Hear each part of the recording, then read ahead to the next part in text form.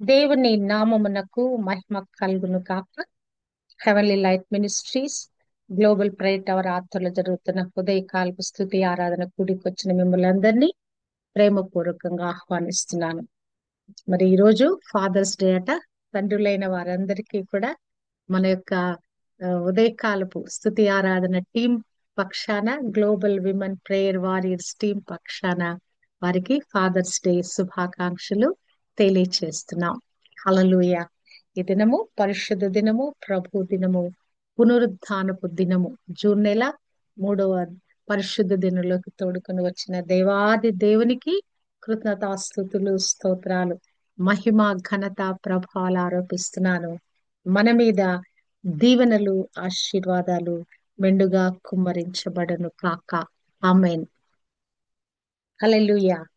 యోహాను భక్తుడు రాసిన సువార్త పత్రికల్లో నుంచి అనేకమైనటువంటి విషయాలు అధ్యయనం చేస్తూ వస్తున్నాం. అనేక అంశాలుగా అనేక విషయాలు మనం నేర్చుకుంటూ వస్తున్నాము. మరి ఈ ఉదయ కాలము భక్తుడైన, అపోస్తలుడైన, ప్రభు రొమ్మును ఆనుకున్న శిష్యుడైన యోహాను భక్తుడు హృదయంలో నుంచి మరి ఆ ఆయన అర్థం చేసుకున్న ప్రత్యక్షతలో నుంచి మరి ఆయన పలికిన, ఆయన బయలుపరిచిన ఒక సత్యమైన స్నేహితుడు అనేటువంటి ఆ పదము గురించి, ఆ స్నేహం అనే దాని గురించి, స్నేహితుడు ఎవరెవరు స్నేహితులై ఉన్నారు, బైబిల్ గ్రంథంలో ఎంతమంది స్నేహితులు స్నేహంగా ఉన్నారు అనే విషయాన్ని, బైబిల్ గ్రంథము ఏ ఏ సందర్భాలలో ఎవరి స్నేహం గురించి ఏమి మాట్లాడింది, నిజమైన స్నేహితులు, చెడ్డ స్నేహితులు, ప్రాణ స్నేహితులు, మరి ఇక్కడ ఇంకా అనేక రకమైన స్నేహాల గురించి, లోకానుసారంగా స్నేహం చేసేవాళ్ళు, అవసరాల కొలది స్నేహం చేసేవాళ్ళు, ఇక్కడ అనేకమైన కేటగిరీస్ కలిగిన కేటగిరీస్ తో మరి స్నేహం చేసిన వారి గురించి బైబిల్ గ్రంథంలో రాయబడింది. మరి వారి గురించి, కొద్ది మంది గురించి కొన్ని విషయాలు ఈ ఉదయకాలము. స్నేహితుడు అంటే స్నేహము, ఫ్రెండ్షిప్, ఫ్రెండ్ అనే పదం అనేటువంటి ఆ మాట, మరి రాయబడిన ఆ మాట గురించి ఉదయకాలం మనము ధ్యానిద్దాము. యోహాను సువార్త 15వ అధ్యాయంలో ప్రభు ఇక్కడ 3 స్టేట్మెంట్స్ ఇస్తా ఉన్నాడు. ఒకటి చూచినట్లయితే మరి స్నేహితుల కొరకు ప్రాణం పెట్టువానికంటే మరి ఇంకను నిజమైన స్నేహితుడు లేడు అని చెప్పి ఒక స్టేట్మెంట్ ఇస్తున్నాడు. ఇంకొకటి వచ్చి, నేను మీకు ఆజ్ఞాపించిన వాటన్నిటిని చేస్తే మీరు నా స్నేహితులై ఉంటారంటున్నాడు. అంతేకాదు, మరి నేను మిమ్మలను దాసులని పిలవటం లేదు, మరి నేను మిమ్మల్ని స్నేహితులుగా చూస్తున్నాను గనక ఏది నేను పొందుకున్నానో అవన్నీ కూడా మీకు పంచి పెడుతున్నాను అని చెప్తా ఉన్నాడు. మరి ఈ 3 మాటల యొక్క సారాంశాన్ని మనం ధ్యానించక ముందు అసలు ఈ బైబిల్ గ్రంథంలో రాయబడిన స్నేహితుల గురించి, కొద్ది మంది గురించి మనము ధ్యానిద్దాము. మరి మోషే గురించి రాయబడిన మాట నిర్గమకాండము 33:11లో, మనుష్యుడు తన స్నేహితునితో మాట్లాడినట్లు యెహోవా మోషేతో ముఖాముఖిగా మాట్లాడుచుండెను. అంటే ఫ్రెండ్స్ ఇద్దరు ఏం చేస్తారు, కూర్చొని ఎదురెదురుగా కూర్చొని కదా మాట్లాడుకుంటారు, విషయాలు చర్చిస్తా ఉంటారు, హృదయాన్ని షేర్ చేసుకుంటా ఉంటారు, ఆలోచనల్ని వారు మరి షేర్ చేసుకుంటా ఉంటారు. అట్టి విధంగా దేవుడు మోషేతో ముఖాముఖిగా మరి మాట్లాడుతున్నాడంట. వాడిద్దరు కూడా అనేక విషయాలు సంభాషిస్తా వస్తున్నారు. మరి మోషే, దేవుడు ఇద్దరు కూడా స్నేహితులైపోయారట. హల్లెలూయా. మరి అలాగన మరొక ప్రాముఖ్యమైన వ్యక్తి కూడా దేవునికి స్నేహితుడుగా ఉన్నాడంట. అబ్రహాము విషయంలో చూస్తే, నీ స్నేహితుడైన అబ్రహాము యొక్క సంతతికి కనాను దేశాన్ని స్వాస్థ్యముగిచ్చావని 2వ దినవృత్తాంతంలో 20వ అధ్యాయంలో సొలొమోను ప్రార్థన చేస్తూ అక్కడ ఈ మాటలు చెప్తున్నట్లుగా మనము చూడగలం. యెషయా గ్రంథకర్త అంటున్నాడు, నా స్నేహితుడు అయిన అబ్రహాము సంతానమా అని అక్కడ సంబోధిస్తా ఉన్నాడు. అంటే దేవుడు మరి అబ్రహాముకి సంతానం ఇస్తానని చెప్పాడు. అంతేకాదు, తన హృదయాన్ని మరి ప్రాముఖ్యమైన విషయాలను బయలుపరచడానికి ఆయన దాచిపెట్టుకోలేదు. స్నేహితుడు గనక తన హృదయాన్ని ఆయనకి బయలుపరచాలనుకుంటున్నాడు. మనం మత్తే ఆది కాండము 18 అధ్యాయంలో మనము చూస్తే మరి ఆ యొక్క సొదొమ గొమొర్రా నాశనం చేయకపోయే ముందు దేవుడు అనుకుంటాడు, ఈ విషయాన్ని నేను అబ్రహాముకి దాచిపెట్టేదనా. అంటే ఏంటి? ఒక విషయము స్నేహితుడితో చెప్పుకోకుండా ఉండలేమన్నమాట. దేవుడు అబ్రహాము అంతగా స్నేహితులైపోయారు గనక మరి ఆయన ఆ కార్యము నేను దాచిపెట్టను అబ్రహాముకు అనుకున్నాడు. అంతేకాదు, నా స్నేహితుడు అయిన అబ్రహాము సంతానము అని మరి అబ్రహాము సంతానమైన మనందరినీ కూడా ఈ ఉదయ కాలము దేవుడు స్నేహితులుగా పరిగణిస్తా ఉన్నాడు. మరి అతనికి దేవుని స్నేహితుడని పేరు కలిగిందంట అబ్రహాముకి. యాకోబు 2:23లో చూచినట్లయితే, అబ్రహాము దేవుని నమ్మెను, అది అతనికి నీతిగా ఎంచబడెను, మరియు అతడు దేవునికి స్నేహితుడని అతనికి పేరు కలిగెను. హల్లెలూయా. ఒక పేరే, అతనికి ఒక బిరుదులాగా, ఒక పేరులాగా అబ్రహాము దేవునికి స్నేహితుడు అని ఒక పేరు వచ్చేసిందంట. ఫలానా వ్యక్తి ఫలానా వ్యక్తికి స్నేహితుడు అని ఎట్లా మనం ఈ లోకంలో చెప్పుకుంటామో, అబ్రహాము మరి దేవునికి స్నేహితుడు అనే ఒక పేరు ఈ లోకంలో చెప్పుకున్నారట. మరి ఇంకా స్నేహితుల జాబితా చూస్తే గనక యోనాతాను దావీదుల ప్రేమ మనం చూడొచ్చు. అసలు ఈ ప్రేమ వింతైన ప్రేమగా ఉన్నట్లుగా మనం చూడొచ్చు. మరి దావీదు సౌలుతో మాట్లాడుట చాలించినప్పుడు ఫస్ట్ ఇన్స్టెన్స్ లో మరి దావీదు దగ్గరకు వచ్చి సౌలు దగ్గరకు వచ్చి దావీదు మాట్లాడుతా ఉన్నాడు. ఆ సభలో మరి అక్కడ యోనాతాను కూడా కూర్చుని ఉన్నాడు. అతను సౌలుతో మాట్లాడటం ముగించేటప్పటికి యోనాతాను హృదయము దావీదు హృదయముతో కలిసిపోయెను. యోనాతాను దావీదును తన ప్రాణ స్నేహితునిగా భావించుకొని అతన్ని ప్రేమించెను. మరి అది ఎటువంటి ప్రేమ అంటే, స్త్రీలు పురుషులు ప్రేమించుకునేంత ప్రేమ భావనలోకి ఈ యొక్క యోనాతాను దావీదును ప్రేమించటం మరి ప్రారంభించాడంట. అంటే అంత అనుబంధంతో కూడిన ప్రేమను యోనాతాను దావీదు ఎడల కలిగి ఉన్నాడంట. అందుకే దావీదును యోనాతాను తన ప్రాణ స్నేహితుని భావించుకున్నాడు గనక అతనితో నిబంధన చేసుకున్నాడు. ఏమని నిబంధన? నా తండ్రి నిన్ను చంపటానికి ప్రయత్నిస్తే నీకు తప్పనిసరిగా నేను నీకు తెలియచేస్తాను, నీ ప్రాణాలకి నా ప్రాణాలు అడ్డు వేస్తానని చెప్తాడు. కాబట్టి ఆ ప్రాణ స్నేహితుడుగా భావించుకున్నాడు గనక అతని ప్రాణాన్ని కాపాడటానికి ముందుకొచ్చాడు ఆయన కదా. ఒక వ్యక్తిని తన ప్రాణంతో సహా మరి, అడ్డు పెట్టాడు. ఆ సంగతి కనుక సౌలుకు తెలిస్తే ఖచ్చితంగా యోనాతాన్ని చంపేసేవాడు. ఎందుకు? సౌలు మరి దావీదుని శత్రువుగా భావిస్తా ఉన్నాడు. మరి కుమారుడు మరి శత్రువైన వానితో స్నేహం చేస్తున్నాడని తెలిస్తే నేచురల్ గా మరి తండ్రిగా కోపం వస్తుంది. మరి ఆ కోపం వచ్చినప్పుడు మరి అటువంటి విధంగా మరి ఆ కోపం, అతని కోపం ఎటువంటి కోపము? దావీదుని ఈటతో పొడిచి చంపాలన్నంత కోపము. ఒక సందర్భంలో కూడా యోనాతాను కూడా దావీదుకు హెల్ప్ చేస్తున్నానని చంపటానికి ప్రయత్నిస్తాడు. ఈట ఎత్తినట్లుగా మనం చూడగలం. అంటే తన ప్రాణాన్ని సహితం లెక్క చేయకుండా ఇక్కడ దావీదుకు సహాయం చేసినట్లుగా ఒక ప్రాణ స్నేహితుడు అనే మాటకి మరి అతను నిదర్శనంగా కనపడుతున్నట్లుగా మనము చూడగలము. ఇంకా లోకంలో వారి ఫ్రెండ్స్ ఉంటారు. వారికి వారి ఆ సీక్రెట్స్ ఉన్నప్పుడు కూడా వాళ్ళకి హెల్ప్ చేసే వాళ్ళు ఉంటారు. ఇక్కడ మనం చూసినట్లయితే యోధా విషయంలో మనం తామారు దగ్గరకు పోయినప్పుడు అతను, అంతేకాదు దుఃఖం కలిగినప్పుడు నివారణ కొరకు కూడా స్నేహితుల మీద ఆధారపడతాము.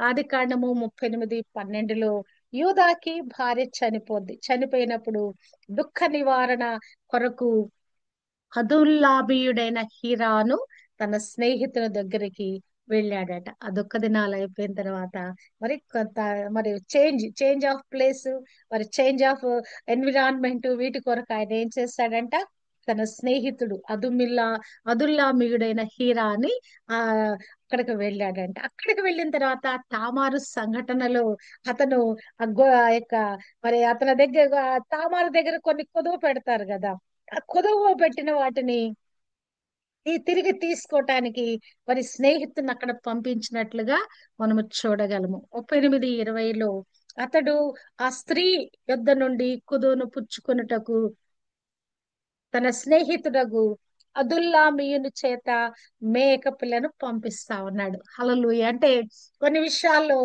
రాయబారాలు చేయటానికి కూడా స్నేహితులు ఉపయోగపడుతున్నట్లుగా మనము చూడవచ్చు.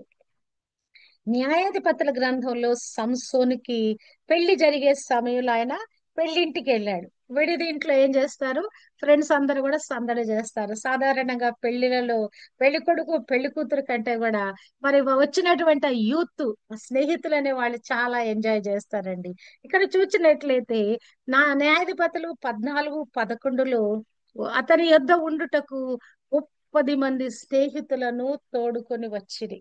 30 మంది స్నేహితులట ఆ పెళ్లి సంబరాలలో ఆ పెళ్లి కుమారుడితో పాటు ఆ దినము సంతోషించారంట. కానీ ఆ తర్వాత చూస్తే ఇతనికి ఏదో కోపం వస్తుంది, ఇంటికి వెళ్ళిపోయి మళ్ళా తిరిగి వచ్చేటప్పటికి ఆయన భార్యను తన స్నేహితుడు అనుకునే వాడికి అచ్చ అతనితో స్నేహం చేసేవాడికి ఇచ్చినట్లుగా చూడగలం. ఇక్కడ స్నేహితులు అనే మాటకు అర్థము కంపానియన్, 30 కంపానియన్స్ అంటే ఆ డీపెస్ట్ స్నేహం లేకపోయినా అప్పుడప్పుడు ఒక గుంపుగా సహవాసం చేసి అతనితో కలిసి ఆ సంతోషించే వాళ్ళను కూడా స్నేహితులుగా ఇక్కడ బైబిల్ గ్రంథంలో రాయబడింది. అంతేకాదు అబీమెలెకు అని ఒక రాజు ఉన్నాడు. ఆ రాజు ఇస్సాకు దగ్గరికి ఇక నీళ్ల విషయంలో వివాదం కలిగినప్పుడు ఆయన స్నేహితుడు అజహతును మరి ఎంటబెట్టుకొని వచ్చి యొక్క గెరారులో ఉన్నటువంటి ఇస్సాకు దగ్గరకు వచ్చి ఆ నీటి వివాదము వాటి విషయాల్లో వెంటబెట్టుకొచ్చినట్టు చూడాలి. అంటే వ్యవహారాలు ఏదైనా మరి వాటిని నిర్ణయించాలంటే ఏదైనా విషయాలు మాట్లాడాలన్నప్పుడు కూడా స్నేహితులు అనేవాళ్ళు మరి మనతో కలిసి వచ్చి ఆ యొక్క వ్యవహారాల్లో పాల్గొంటారని కూడా ఇది మనం తెలుసుకోవచ్చు. మరి దావీదు మరి అతన్ని యోనాతాన్ని స్నేహితుడిగా కలిగి ఉండటమే కాదు గాని ఆయనకి మరి యూదులైన పెద్దలలో కొద్దిమంది ఆయనకు స్నేహితులుగా ఉన్నారట.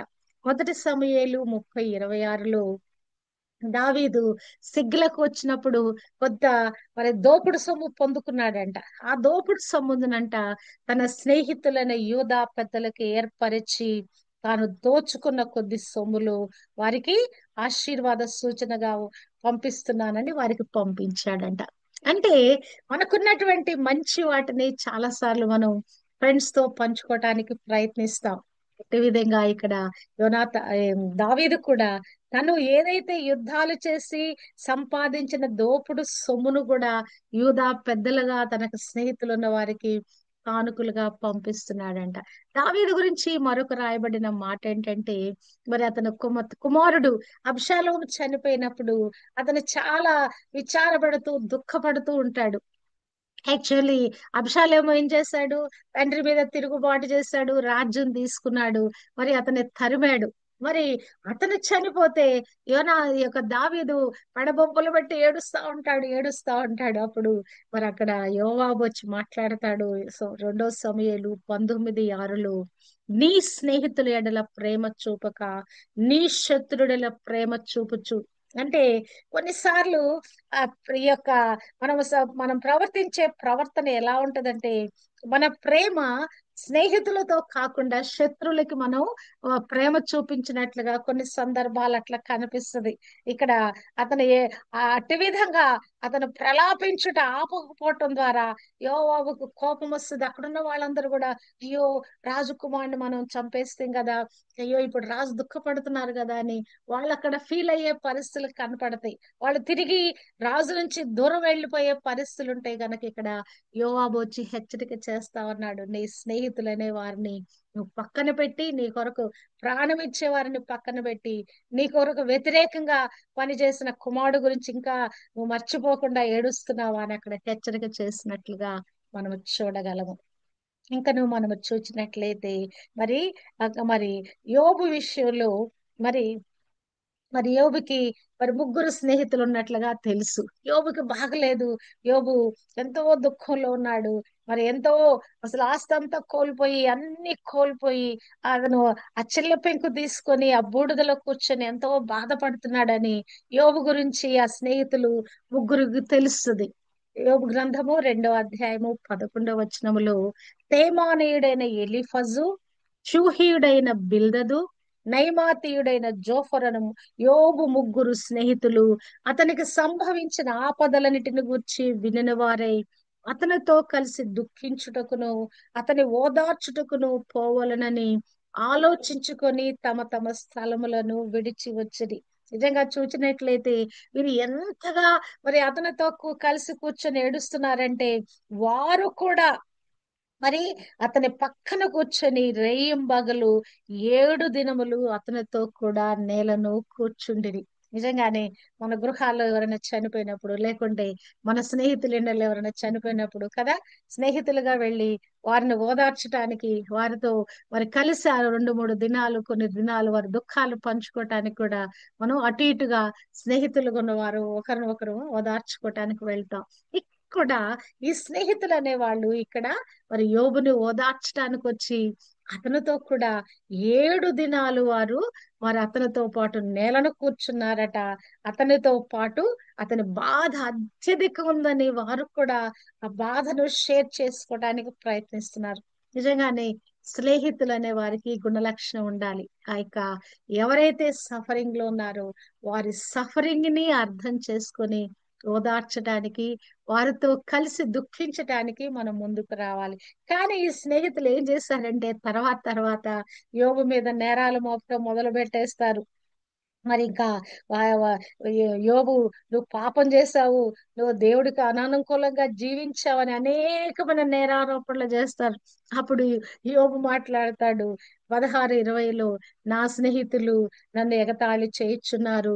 12:4లో, నా స్నేహితునికి నేను అపహాస్యముగా మరి నేను ఉండవలసి వచ్చింది. అంతేకాదు, మరి నా ప్రాణ స్నేహితులు నన్ను మర్చిపోయి ఉన్నారు. నా ప్రాణ స్నేహితులందరికీ నేను అసహ్యుడనై ఉన్నాను మరి అని మాట్లాడుతూ ఈ 19:21లో అంటాడు, నా స్నేహితులారా నా మీద జాలిపడుడి. అంటే కొన్నిసార్లు ఈ స్నేహితులు కొన్నిసార్లు మిస్అండర్స్టాండింగ్ లోకి వెళ్ళిపోయి కూడా నేరాలు వేసినట్లుగా, అర్థం చేసుకోలేని పరిస్థితికి వెళ్ళినట్లుగా మనం చూడగలము. అంటే యాక్చువల్లీ ఆ యొక్క ఆ సందర్భాన్ని కొన్నిసార్లు అర్థం చేసుకోకుండా స్నేహితుల మధ్యలో కూడా గొడవలు వస్తాయి. అవునా? స్నేహితుల మధ్య కూడా తేడాలు వస్తాయి. అంటే మిస్అండర్స్టాండింగ్, ఆ అర్థం అర్థం చేసుకోలేనప్పుడు నేరాలు మోపినట్లుగా ఇక్కడ మరి అతని మీద నేరం మోపుతున్నారంట. అందుకే స్నేహితులారా నా మీద జాలి పడండి, ఎందుకు మీరు ప్రవర్తిస్తున్నారని అతను అక్కడ వాళ్ళు వేడుకుంటున్నాడు.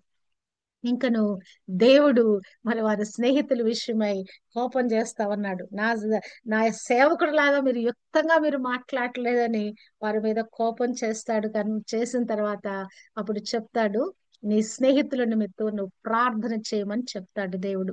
42:10లో చూస్తే, యోబు తన స్నేహితుల నిమిత్తము ప్రార్థన చేసినప్పుడు యెహోవా అతనికి క్షేమ స్థితిని మరలా అతనికి దయచేసెను. అంటే స్నేహితుల కొరకు మనం ప్రార్థన చేయాలని దీన్ని బట్టి మనం నేర్చుకోవచ్చు. మన ఫ్రెండ్స్ ఎవరున్నారో వారి కొరకు మనం ప్రార్థన చేయ బద్దులమైన, ఏదో పేరుకి స్నేహం కలిగి ఉన్నామంటే కాదు, గాని వారి నిమిత్తంగా మనం ప్రార్థించాలి. అంటే బైబిల్ గ్రంథం ఏం చెప్తుందంటే, మరి సామెతలు 27:14లో కూడా, వేకును లేచి గొప్ప శబ్దముతో తన స్నేహితుని దీవించు అనే దీవెన వానికి శాపముగా ఎంచబడును గాక.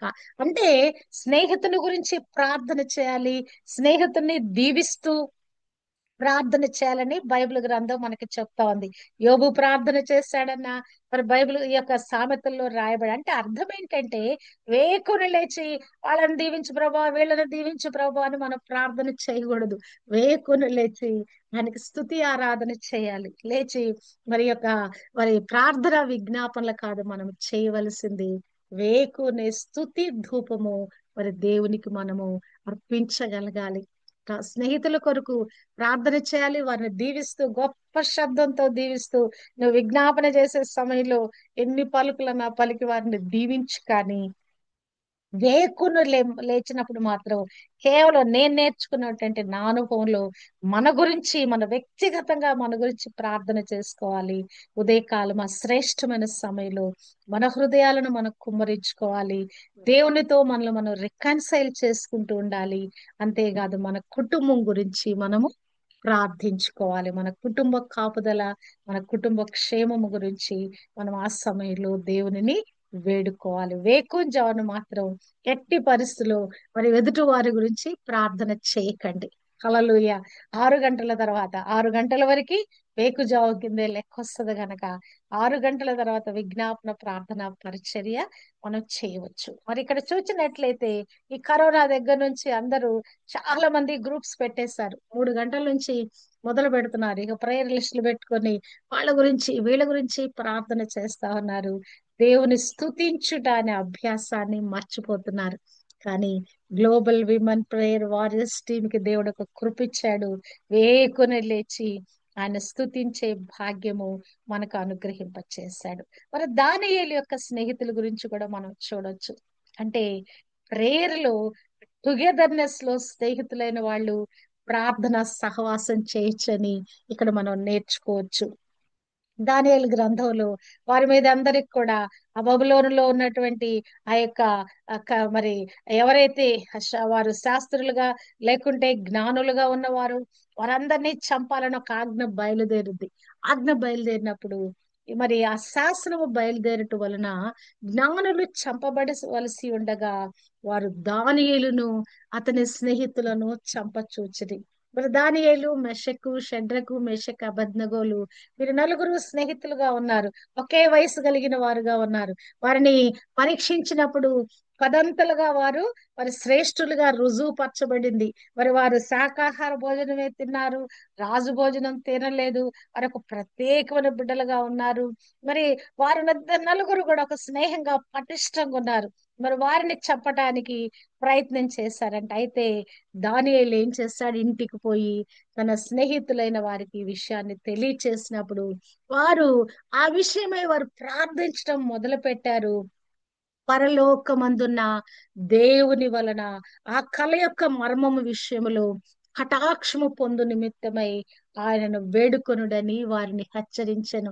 మరి దానియేలు ఇంత అపాయము కీడు కలిగిన పరిస్థితిలో తన స్నేహితులైన వారిని హెచ్చరిక చేస్తున్నాడు. మనం కలిసి ప్రార్థన చేద్దాం.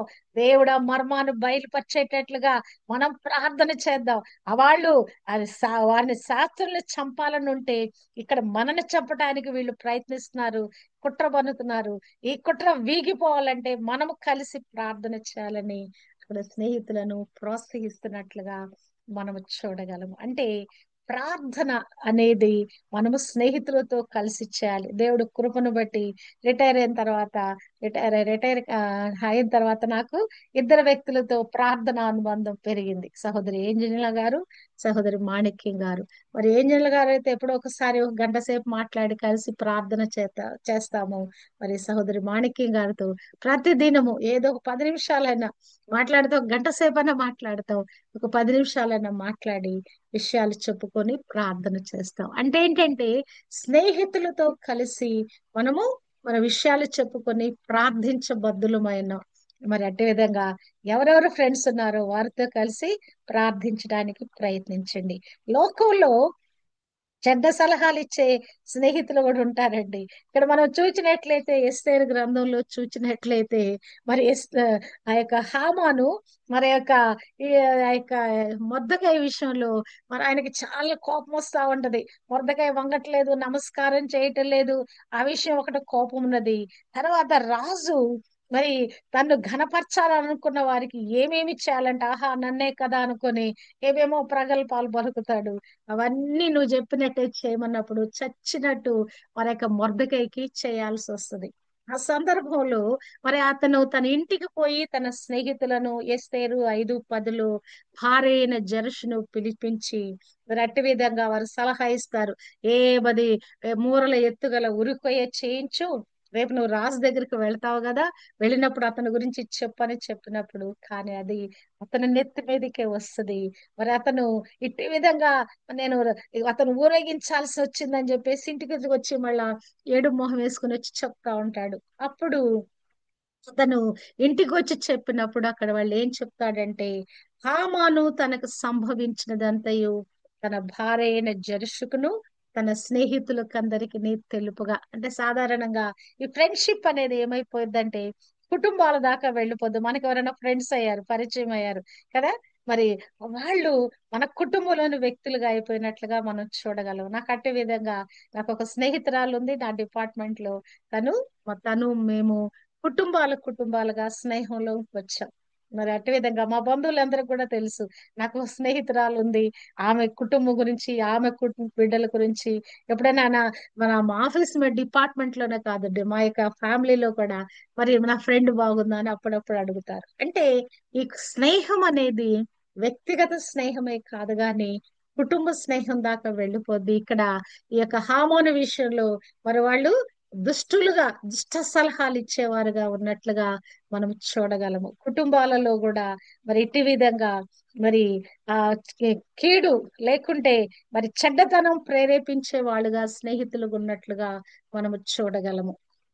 ఇంకా మనము చూసినట్లయితే మరి ఇంకా అనేకమైన విషయాలలో మరి బైబిల్ గ్రంథము మరి ఏమని స్నేహితులు గురిగా ఉండారని ఈ యొక్క సామెతల గ్రంథంలో రాయించి వచ్చిందో మరి అక్కడ డబ్బు ఉన్న చోట మరి స్నేహం ఎక్కువగా ఉంటదని, మరి అనేక మంది స్నేహితులు ఏర్పరచబడతారని రాయబడింది కదా.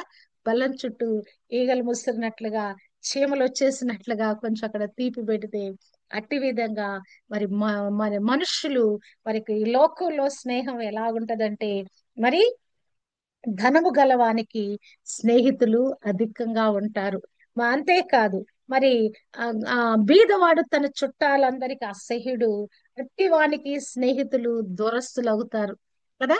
డబ్బులు ఉన్నాయి అనుకో, ఆ డబ్బున్న వాడి వెనక వంద బాగతులు చాలా మంది వచ్చేస్తారు.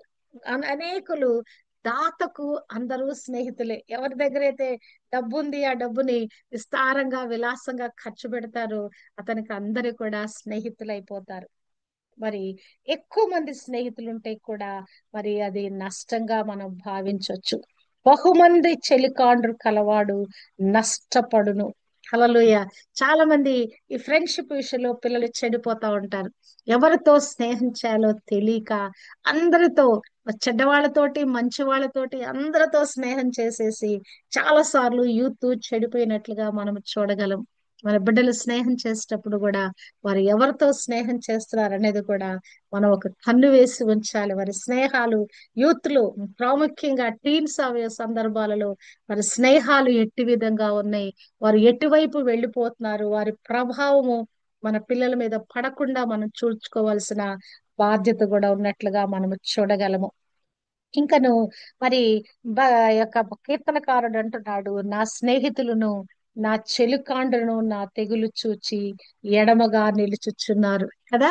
బాధలు వచ్చినప్పుడు స్నేహితులు అనేవాళ్ళు పై స్నేహం చేసేవాళ్ళు దూరం అయిపోతారండి. నిజమైన స్నేహం చేసిన వాళ్ళు మనతో ఉంటారు, కానీ పైన స్నేహం చేసేవాళ్ళు దూరం అయిపోతారు. ఇంకొక మాట మరి ఆ క్రీస్తు ప్రభుని ఆ సిలువకి మరి ఆ సిలువకు వెళ్ళక ముందు తీర్పు తీర్చడానికి, ఆ రాత్రి కాలం తీర్పు తీర్చడానికి వెళుతున్న సందర్భంలో చూస్తే అదినమాట హేరోదు ఆ యొక్క పిలాతో స్నేహితులయ్యారంట. అప్పట్లో వాళ్ళు మరి ఆ విరోధులుగా ఉన్నారట.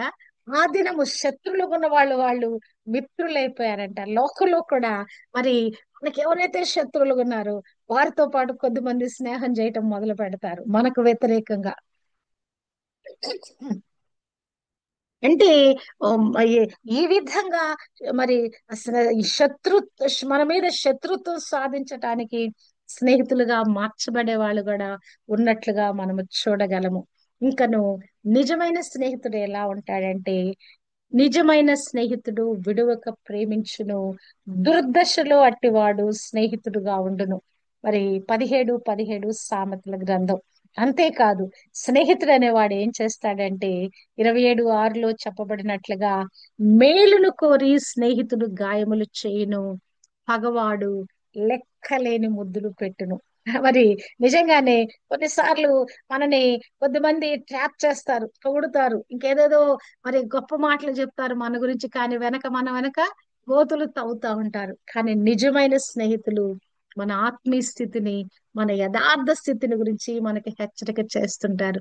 ఇది స్నేహం అంటే. మన మీద చక్కని తీయని మాటలు చెప్పి వశపరుచుకునే వాళ్ళు, మరి తప్పుడు మార్గంలోకి ప్రోత్సహించేవారు కాదు, కానీ మనని సరైన దిశానిర్దేశంలో నడిపించటానికి, మనం తప్పిపోతున్నాము అని మనం మనని హెచ్చరిక చేయగలిగినటువంటి ఆ ట్రూ ఫ్రెండ్స్ కూడా మనకు కావాలండి మన జీవితంలో. అంతేకాదు, మరి దేవుడు దయగల, ఇక్కడ మాట్లాడుతున్న మాట ఉదయకాలము 22:11 చూస్తే, దయగల మాటలు పలుకువానికి రాజు స్నేహితుడై ఉన్నాడు. మరి ఆ నిజంగానే మనం ఒక పై స్టేటస్ కి వెళ్లే కొద్ది కూడా మనము ఆ యొక్క మన మాటల తీరును మనం మార్చుకుంటూ ఉండాలి. We should go into the politeness. ఆ యొక్క మన మాట తీరు చక్కగా మార్చబడినప్పుడు మనం హై స్టేటస్ ఉన్న వాళ్ళతో కూడా మనం స్నేహం చేయగలం. మన మన స్టేటస్ ఎక్కడున్నా కూడా, మనం ఒక బీద స్థితిలో ఉండొచ్చు, లేకుంటే ఒక చిన్న స్థితిలో ఉండొచ్చు, కానీ when we are in the like ఆ యొక్క ఆ మాట్లాడే తీరు, ఆ మా మర్యాద పూర్వకమైన ప్రవర్తన, అది మనం కలిగి ఉంటే we can have friends in the high status also. మరి దేవుడు నాకు ఆ కృప నైపుణ్యం ఇచ్చాడు. మరి నా మాటల తీరు, నా ప్రవర్తన తీరును బట్టి అనేక మంది మరి ఇష్టపడతారు, నాతో సంభాషించడానికి వారు ఇష్టం చూపుతారు. కనుక మనము దయగల మాటలుగా, లేక మన సంభాషణ ఉప్పు వేసినట్లుగా రుచికరంగా మనం మాట్లాడగలిగితే స్నేహితులను మనం సంపాదించుకోవచ్చు. ఇక బైబిల్ గ్రంథం ఏం చెప్తుందంటే, సామెతలలో, నీ స్నేహితునైనను నీ తండ్రి స్నేహితునైనను విడిచిపెట్టకు, నీకు ఆపద కలిగిన దినమందు నీ సహోదరుని ఇంటికి వెళ్ళకుము, దూరములోనున్న సహోదరుని కంటే దగ్గరనున్న పొరుగువాడు వాసి. అంటే మన ఇంటి పక్కల, మన చుట్టుపక్కల ఉన్న వారిని మనం స్నేహితులుగా చేసుకోవాలి. అన్నదమ్ములు, అక్క చెల్లెలు అనే వాళ్ళు ఎప్పుడు మనతో ఉండరు, వాళ్ళు ఎక్కడెక్కడో దూరంలో ఉంటారు. ఆ తర్వాత కుటుంబాలలో కూడా మన కొన్ని రిలేషన్షిప్స్ అన్ని కూడా, అవన్నీ కూడా అంత ఫలభరితంగా ఉండవు. అవన్నీ కూడా కనెక్షన్స్ అన్ని లూజ్ అయిపోయినట్లుగా ఉంటాయి, విభేదాలు వచ్చినట్లుగా ఉంటాయి. పొరుగున ఉన్న మరి ఆ యొక్క ఆ సహోదరుని కంటే దగ్గరనున్న పొరుగువాడు వాసి. కనుక మన చుట్టుపక్కల ఉన్న నైబర్స్ తో మనం ఎల్లప్పుడూ కూడా స్నేహాన్ని మెయింటైన్ చేయగలగాలి. మనకు ఏదైనా ఆపద కలిగితే వెంటనే మనకు సహాయం చేయటానికి వచ్చే స్నేహితులను మనము కలిగి ఉండాలి. అందుకే నీ స్నేహితునైనను నీ తండ్రి స్నేహితునైనను విడిచిపెట్టొద్దు. తండ్రి స్నేహితుని ఎందుకు విడిచిపెట్టొద్దు? ఒకవేళ తండ్రి చనిపోయినప్పుడు సలహాలు పొందుకోవాలంటే తండ్రి సమానులుగా ఉన్న వాళ్ళు సలహా ఇస్తారు, తల్లి సమానులుగా ఉన్న వారు వాళ్ళు సలహా ఇస్తారు. గనక కొన్నిసార్లు దిక్కుదోచిన పరిస్థితిలో ఫ్రెండ్సే కాదు, ఫ్రెండ్స్ తల్లిదండ్రులు కూడా మనకు సహాయకారులు ఉంటారు. గనక నీ స్నేహితుడిని పోగొట్టుకోవద్దు, నీ తండ్రి స్నేహితుని కూడా నువ్వు పోగొట్టుకోవద్దు. మరి దూరం ఉన్నటువంటి, మరి ఎక్కడో ఉన్న అన్నదమ్ములు, అక్క చెల్లెల కంటే కూడా నీకు అందుబాటులో ఉన్న వారితో ఆ స్నహవాసం చేయమని ఇక్కడ చెప్తున్నట్లుగా మనం చూడగలము. అంతేకాదు, మరి స్నేహితుడు అని నమ్మేసి అనేక రహస్యాలు కూడా నువ్వు చెప్పుకోవద్దని మీకా గ్రంథము 7వ అధ్యాయము 5వ వచనంలో రాయబడింది. స్నేహితుని యందు నమ్మిక ఉంచవద్దు, ముఖ్య స్నేహితుని నమ్ముకొనవద్దు. చాలా సార్లు మరి ఈ యొక్క స్నేహంలో మరి వెన్నుపోటు పొడిచే వాళ్ళు ఎంతమందో, సీక్రెట్స్ అన్ని తెలుసుకొని, మరో స్నేహంలో ఉన్నప్పుడు హృదయాన్ని షేర్ చేసుకొని వీరుకున్నటువంటి బలహీనతలన్నీ చెప్పినప్పుడు, తర్వాత ఎప్పుడో ఏదో సందర్భంలో వాటిని తీసుకెళ్లి ప్రాపగాండ చేసేవాళ్ళు, లేకుంటే ఇతన్ని దెప్పిపొడిచేవాళ్ళు, కొన్ని సందర్భాలు ఇద్దరికి విభేదం వచ్చినప్పుడు అతన్ని అణిచివేసేవాళ్ళు, వేలెత్తి చూపించి దూషించేవాళ్ళు. కనుక ఈ స్నేహం చేసేటప్పుడు కూడా, మన హృదయాన్ని పంచుకునేటప్పుడు కూడా జాగ్రత్త కలిగి ఉండాలి. స్నేహితుని యందు నమ్మిక ఉంచవద్దు, ముఖ్య స్నేహితుని నమ్ముకొనవద్దు. అంటే ఈ లోకంలో ఆ నమ్మదగిన ఆ స్నేహం చేసే వాళ్ళు ఉంటేనే వారి యొద్ద మన విషయాలు బయట పెట్టాలి.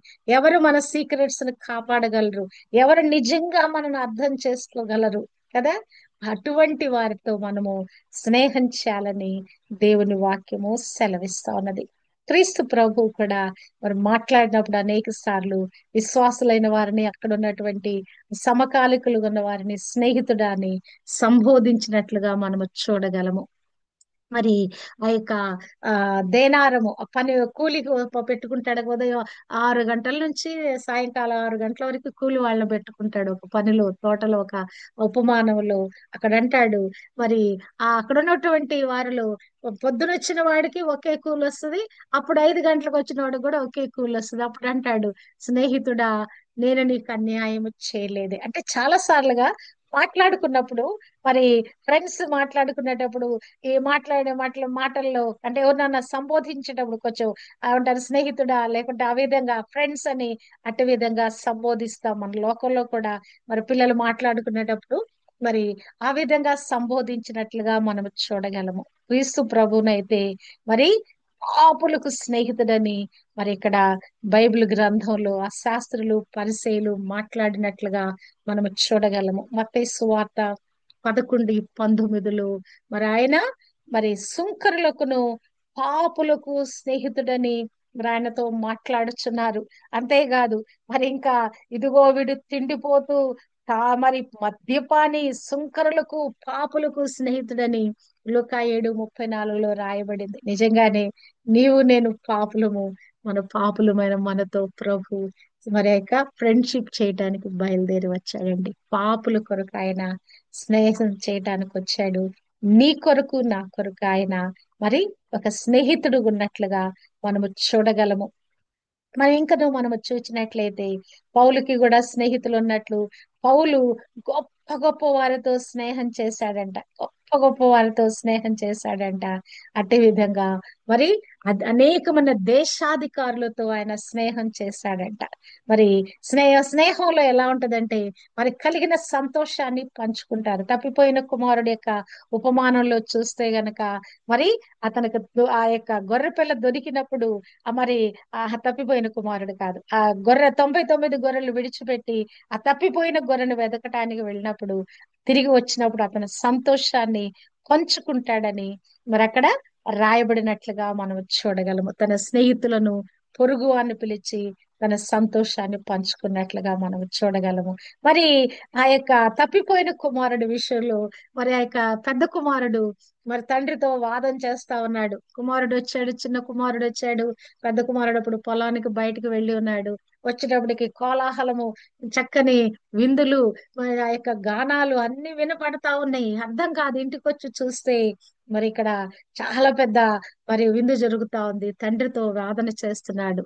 తండ్రితో, ఇదిగో ఇన్ని ఏండ్ల నుండి నిన్ను సేవించుచున్నానే, మరి అయినను నా స్నేహితులతో సంతోషపడినట్లు ఏ ఒక మేక పిల్లను కూడా నువ్వు నాకే అన్నాడు వేయలేదు అంటాడు. అంటే ఫ్రెండ్స్ తో సంతోషించటానికి మరి ఆ యొక్క కుటుంబంలో చాలా సార్లు పిల్లలు ఏం చేస్తారంటే ఫ్రెండ్స్ తో బయట ఎంజాయ్ చేయటానికి మరి ఇంట్లో వాళ్ళని తల్లిదండ్రులు ఒప్పించి కొద్ది డబ్బు జమ చేసుకొని పిల్లలతో బయట వెళ్ళి మరి సంతోషించినట్లుగా చూడగలము. యూత్ అనే పిల్లలు మనం చూస్తే ఇక్కడ అంటున్నాడు, నా స్నేహితులతో సంతోషించటానికి నువ్వు నాకు ఒక మేక పిల్లను కూడా ఇవ్వలేదు. అంటే బయట ఫ్రెండ్స్ తో మరి డబ్బులు ఖర్చు పెట్టడం, ఇటు విధంగా మరి వారిని మరి ఆ స్నేహం చేయటానికి ఇటు విధంగా బయటికి వెళ్ళినట్లుగా సంతోషిస్తున్నట్లుగా చూడగా, అంటే ఒక ఏజ్ గ్రూప్ పిల్లలు మాత్రమే ఆ స్నేహంలో సంతోషించగలరు. మనం ప్రార్థనకు వచ్చేటప్పటికి క్రీస్తు ప్రభు ఒక ఉపమానం చెప్తాడు. ఆ ప్రార్థన గురించి 18వ అధ్యాయంలో అనేక ఉపమానాలు చెప్తూ ప్రార్థన గురించి ఒక ప్రాముఖ్యమైన ఉపమానం ఏం చెప్తాడంటే, ఒక స్నేహితుడు ఉన్నాడు, అర్ధరాత్రి వేళ వచ్చాడు, అతనికి పెట్టడానికి నా దగ్గర ఆహారం లేక నేను ఒక స్నేహితుడి దగ్గరికి వెళ్ళాను. ఆ స్నేహితుడు అర్ధరాత్రి వేళ వెళ్ళి, స్నేహితుడా, నాకు 3 రొట్టెలు బదులిమ్ము. నా స్నేహితుడు ప్రయాణం చేస్తూ అలసిపోయి నా దగ్గరకు వచ్చాడు, అతనికి పెట్టడానికి నా దగ్గర లేదు. అతడు తన స్నేహితుడైనందున అతడు లేచి ఇవ్వకపోయినను అతడు సిగ్గుమాలి మాటి మాటికి అడుగుట వలనను లేచి అతనికి కావలసినవన్నీ ఇచ్చును అని మీతో చెప్పుచున్నాను. అంటే స్నేహితుల దగ్గర ఇటు మనం పదే పదే అడిగి పొందుకోవచ్చు. స్నేహితులతో ఇలా అడిగి పొందుకోవచ్చు అని ప్రభు చెప్తూ, ఇది ఒక మనం ప్రార్థించవలసిన విధానంగా దేవుని యొద్ద మాటి మాటికి మనం అడగొచ్చు. మనం పొందుకునేంత వరకు అడగొచ్చు. ఎందుకు? ఆయన మన స్నేహితుడు గనక, మన నిజ స్నేహితుడు గనక మరి ఆయనను మనం పదే పదే విసిగించి విసిగించి మన విషయం దేవునికి చెప్పుకొని ఆయన ఇచ్చేంత వరకు, అతని స్నేహితుడైనందుకు ఇవ్వకపోయినా కూడా అతను మాటి మాటికి సిగ్గు లేకుండా అడుగుతున్నందుకైనా అతను నిద్ర లేచి ఇస్తాడని ముందు అతను నేను నిరాకరిస్తాడు. నేను నా పిల్లలతో పడుకునున్నాను, నా పిల్లలకి డిస్టర్బెన్స్ అవుద్ది, నేను లేచి ఇవ్వను అంటాడు. కానీ మాటి మాటికి అడుగుట వలన లేచి వచ్చి ఆ రొట్టెలు బదులిచ్చినట్లుగా మనం చూడగలము. అంటే ప్రార్థించేటప్పుడు కూడా మరి మనం అట్టి విధమైన ప్రార్థన చేయాలని వారికి అర్థమయ్యేటువంటి విధంగా మరి ఇక్కడ ఒక ఉపమానంగా చెప్తున్నట్లుగా మరి ప్రభు చెప్పినట్లుగా మనము చూడగలము.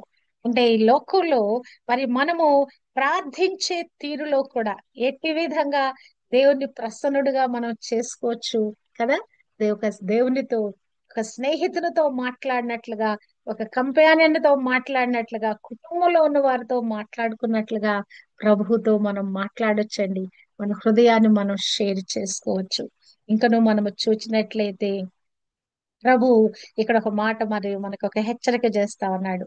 ఎవరికి మనం విందు భోజనం చేయాలంటే గనక మరియు ఆయన తన్ను పిలిచిన వానితో ఇట్లనెను, నీవు పగటి విందైనను రాత్రి విందైనను చేయనప్పుడు నీ స్నేహితులతోనైనను నీ సహోదరులతోనైనను నీ బంధుమిత్రులతోనూ ధనవంతులైన వారితోనూ చేసుకోవద్దు గాని మరి నువ్వు ఎవరితో చేసుకోవాలి, నువ్వు తిరిగి ప్రత్యుపకారం చేయలేని వారికితో నువ్వు విందు భోజనం చేయాలని ఇక్కడ చెప్పినట్లుగా. అంటే సాధారణంగా మన ఇంట్లో ఏదైనా ఫంక్షన్ అయితే ఎవరిని పిలుస్తాం?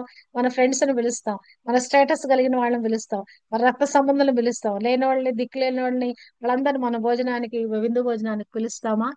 కాదు. కానీ ఇక్కడ దేవుడు చెప్తున్నాడు, స్నేహితులు బంధువులు వారి కాదు కానీ తిరిగి ప్రత్యుపకారం చేయలేని వాళ్ళకి నువ్వు పిలిచి భోజనం పెట్టు, వారికి విందు భోజనం పెట్టు అని మరి ఇక్కడ చెప్తున్నట్లుగా మనం చూడగలము. ఇక్కడ ప్రభు మరి ఎలాగున మనకి ఆయన స్నేహితుడు ఉన్నాడో మనం చూద్దాం ఇప్పుడు. ఈ యొక్క 15వ అధ్యాయంలో మనం చూసినట్లయితే ఇక్కడ ప్రభు అంటున్నాడు, తన స్నేహితుల కొరకు ప్రాణం పెట్టువాని కంటే ఎక్కువైన ప్రేమ గలవాడు ఎవడు లేడు. నిజంగానే ప్రాణ స్నేహితుడు అనేవాడు ఎవడు అంటే గనక ప్రాణం పెట్టి ప్రేమించేవాడు. దానికి ఉదాహరణగా క్రీస్తు ప్రభు లోక యావత్తు కొరకు ప్రాణం పెట్టిన వాడిగా, ప్రాణం పెట్టేసిన వాడిగా ఉన్నాడు. మరి యొక్క యోనాతాను ప్రాణం పెట్టడానికి సిద్ధపడినట్లుగా మనము చూడగలము కదా. మరి ప్రాణ స్నేహితుడిగా లాజరుని ఆయన స్నేహితుడిగా భావించుకున్నాడంట. అతను నిద్ర నుంచి మరి ఇక మరణం అనే నిద్ర నుంచి లేపినట్లుగా కూడా మనము చూడగలము. ఇక్కడ మనం చూస్తే ప్రభుని మన అనుదిన జీవితంలో ఒక స్నేహితుడిగా మనం చేసుకోగలగాలండి. ఒక కంపానియన్ గా మనం చేసుకోగలగాలి. మనము ఆయనతో మమేకమైనట్లుగా మన హృదయాన్ని అదే నిమిష నిమిషము ఆయనతో షేర్ చేసుకున్నట్లుగా కదా. ఇది ఫ్రెండ్స్ గా ఉన్న వాళ్ళకి, ప్రేయర్ పార్ట్నర్స్ లో ఉన్న వాళ్ళకి కూడా అనేక విషయాలు మనం షేర్ చేయలేం. మన హృదయాన్ని, మన మనసును, మన మానసిక స్థితిని ఇవన్నీ కూడా బయట ఎవరితో మనం షేర్ చేయలేం. కానీ ప్రభువుని మన యొక్క స్నేహితుడిగా మనం చేసుకోగలిగితే నిజంగానే ఇది ఎంతో మాధుర్యమైనటువంటి అనుబంధంగా, ఆ స్నేహానుబంధంగా, ఒక ప్రేమానుబంధంగా ఉన్నట్లుగా మనము చూడగలము.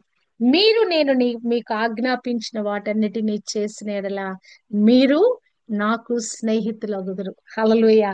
ప్రభువుకు మనం ఎప్పుడు స్నేహితులుగా మార్చబడాలంటే ఆయన ఆజ్ఞాపించిన వాటన్నిటినీ చేసిన యెడల కదా. అబ్రహాము దేవునికి స్నేహితుడుగా ఉన్నాడు. దేవుడు చెప్పినట్లుగా ఆయన చేశాడు గనక ఆయనకు స్నేహితుడయ్యాడు. మోషే దేవుడు చెప్పినట్లుగా చేస్తూ వచ్చాడు గనక మోషే దేవునికి స్నేహితుడయ్యాడు. వాళ్ళిద్దరు ముఖాముఖి మాట్లాడేవారుగా అయ్యారు కదా. ప్రభు చెప్పినట్లుగా మనం చేసేవారుగా ఉంటే ఆయనకి స్నేహితులు అవుతాం. ఇక్కడ ప్రాముఖ్యమైన విషయం చెప్తున్నాడు, దాసుడు తన యజమానుని ఎరుగడు గనక ఇక మిమ్మును దాసులుగా నేను పిలవక స్నేహితులని పిలుచుచున్నాను. హల్లెలూయా. నా తండ్రి వలన ఏమేమి విన్నానో ఆ విషయాలన్నీ చెప్తా ఉన్నాను కదా. ఈ యొక్క శిష్యుడు రొమ్మును ఆనుకున్న వాడుగా అయిపోయాడు. ఎలా రొమ్మును ఆనుకున్న వాడుగా మార్చబడగలిగాడు అంటే దేవునితో, ప్రభువుతో వాళ్ళిద్దరు కూడా యాక్చువల్లీ సిబ్లింగ్స్, కజిన్స్. వాళ్ళు సిబ్లింగ్స్ కాదు, కజిన్స్. ఆ అక్క చెల్లెళ్ళ పిల్లలు వాళ్ళు. మరి వాళ్ళు ఎంతో స్నేహంగా ఉంటున్నట్లుగా మరి మరి ఈ యొక్క వాళ్ళ యొక్క అనుబంధం ఎంతగా ఉందంటే ఆత్మీయ అనుబంధము రొమ్మున ఆనుకున్న మరి ఆ శిష్యుడుగా ఉన్నట్లుగా మనం చూస్తున్నాము యోహాను క్రీస్తు ప్రభు. అంటే హృదయం అంతటిని, ప- హృదయపు ఆలోచనలన్నిటిని దేవుడు ఏమై ఉన్నాడో, క్రీస్తు ప్రభు ఏమై ఉన్నాడో గ్రహించిన వాడై ఆయనకు అనుకూలంగా జీవించేవాడుగా యోహాను మార్చబడ్డాడు. యోహాను క్రీస్తు యొక్క మనస్సు ఎరిగిన వాడుగా ఈ పత్రికలు, ఈ యొక్క స్వార్థ, మరి యొక్క ప్రకటన గ్రంథం రాస్తున్నట్లుగా మనం చూడగలము. దాసులైన వారికి ఇంట్లో పని వాళ్ళకి అన్ని చెప్తామండి, పిల్లలకి చెప్తాం. ఇది ఇలా చేసుకున్నానా, ఇలా చేసుకో, ఇలా పద్ధతి అని చెప్తాం మనం, అవునా కదా? కనుక మిమ్మల్ని దాసులని పిలవక స్నేహితులని పిలుచుచున్నాను. కుటుంబాలలో ఇది ఒకటి లోపిస్తుందండి. ఏంటంటే మరి ఇక్కడ పరమగీతము 5:16లో అతడు అతి కాంక్షణీయుడు, యెరూషలేము కుమార్తెలారా ఇతడే నా ప్రియుడు, ఇతడే నా స్నేహితుడు. లోకమందరితో స్నేహం చేస్తారు, లోకమందరితో ప్రేమ చూపిస్తారు, గాని సొంత ఇంటిలో ఉన్నటువంటి వారు ఈ ప్రేమ అనుబంధంలో ఉండరండి. ఇతడే నా ప్రియుడు, ఇతడే నా స్నేహితుడు. ఈ ప్రేమ, ఈ స్నేహానుబంధము భార్యాభర్తల మధ్య ఉండాలి.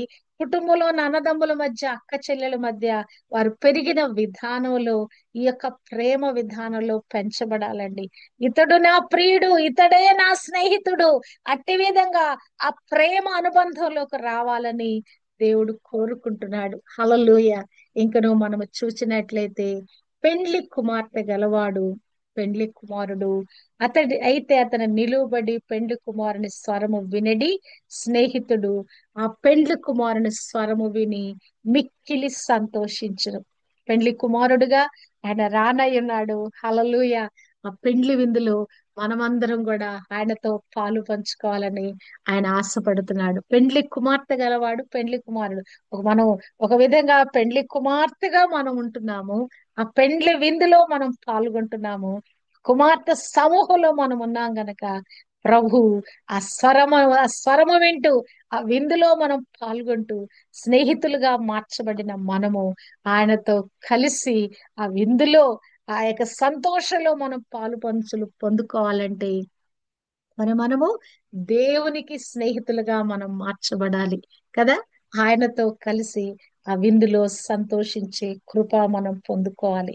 ఆఖరిగా దేవుడు మనకు ఒక హెచ్చరిక చేస్తున్నాడు. యాకోబు 4:4లో ఈ లోక స్నేహము దేవునితో వైరమని మీరు ఎరుగరా, కాబట్టి ఎవడు ఈ లోకముతో స్నేహము చేయనో వాడు దేవునికి శత్రువగును. మరి దేవునికి మనము మిత్రులుగా ఉండాలండి, ఎప్పుడు కూడా స్నేహితులుగా ఉండాలి. ఆయన మాటలు చొప్పున నడిచే వారుగా ఉండాలి. ఆయన ఆజ్ఞలను గైకొనే వారుగా ఉండాలి. ఆయన విధులు, కట్టడలు, న్యాయ విధులు ఆయన ఏమేమి బోధించాడు అవన్నీ కూడా వాటి ప్రకారంగా మనము జీవించే వారుగా ఉండాలి. లోక స్నేహము దేవునితో శత్రుత్వము, దేవునితో వైరము. కనుక మరి global women prayer army team లో ఉన్న మనమందరం కూడా, ప్రేయర్ వారియర్స్ ఉన్న మనమందరం కూడా దేవునికి స్నేహితులైపోవాలి. ఆ పెండ్లి విందులో పాల్గొనే వారిగా అయిపోవాలి. మనం అలాగా ముఖాముఖిగా మాట్లాడే మోషేలాగా మనం మార్చబడాలి. రొమ్మున ఆనుకున్న యోహాను వలె మనం మార్చబడాలి కదా. నా స్నేహితుడైన అబ్రహాముకి నేను దాచుదునా అని ఏ విషయమైనా కూడా దేవుడు మనకు జరగబోయే సంభవాలను మనకు బయలుపరచకుండా, లేక కీడులు మేలులు మనకు బయలుపరచకుండా మరి బయలుపరిచేటట్లుగా ఆ స్నేహ బంధం, ఆ పటిష్టమైన బంధము మనము కలిగి ఉండాలని దేవుడు ఇక్కడ మనతో మాట్లాడుతున్నాడు. కనుక లోకంతో స్నేహం కాదు గాని దేవునితో మనం స్నేహం చేద్దాం, ప్రభువుతో మనం స్నేహం చేద్దాం. ఆయన స్నేహితుడే కాదు, ఒక ప్రియుడుగా కూడా మన కొరకు మార్చబడటానికి మనం అట్టి కృప పొందుకున్నాం. స్నేహితుడు అంటే ఫ్రెండ్.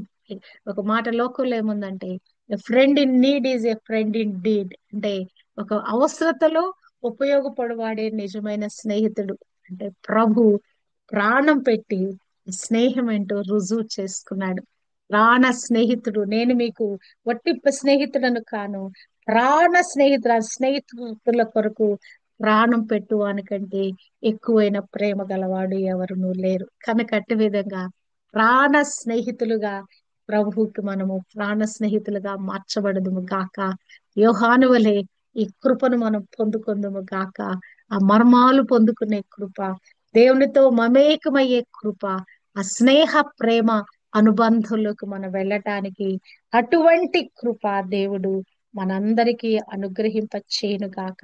లోకంలో అనేకమైన స్నేహాలు ఉన్నాయి కానీ ప్రార్థన కొరకు స్నేహితులను మనం సంపాదించుకుందాం.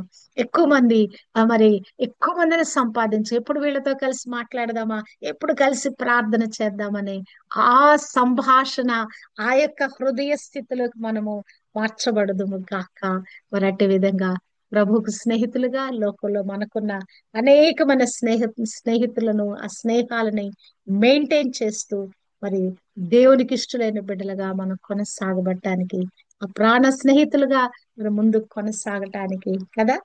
మా స్నేహితుడు ఇతడే నా ప్రియుడు, ఇతడే నా స్నేహితుడు అనే అనుబంధంలోకి మనం అందరం వెళ్ళటానికి దేవుడు తన కృప మనందరికీ అనుగ్రహింప చేయను గాక.